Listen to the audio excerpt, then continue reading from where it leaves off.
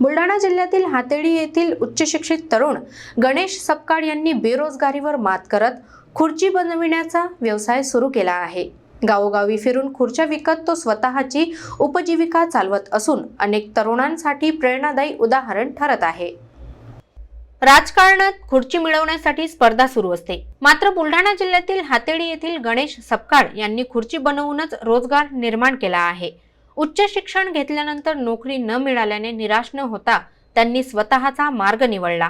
आज गणेश स्वतःच्या खुर्च्या तयार करून विदर्भ आणि मराठवाड्यातील गावोगावी विक्री करतो। साधारण 4 ते 5 हजार रुपयात उपलब्ध असलेल्या या खुर्च्यांना चांगली मागणी असून दररोज 5 ते 10 खुर्च्यांची विक्री होत असते।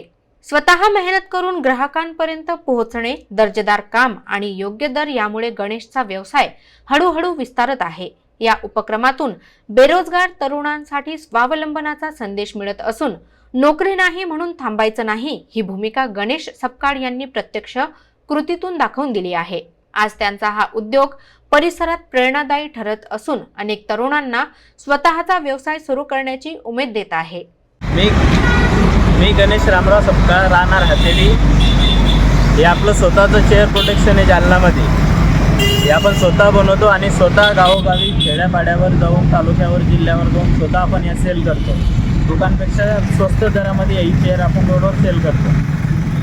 कसा प्रतिसाद मिळतो तुम्हाला? प्रतिसाद तसा चांगला आहे सर। तुम्ही शिक्षित आहे तरी हा व्यवसाय निवडला का? हो, व्यवसायाचे पर्याय नाही सर, व्यवसायच करायला लागणार आणि आपलं हे स्वतःच आहे त्यामुळे आपल्याला हे आपली रोजीरोटी आहे सर।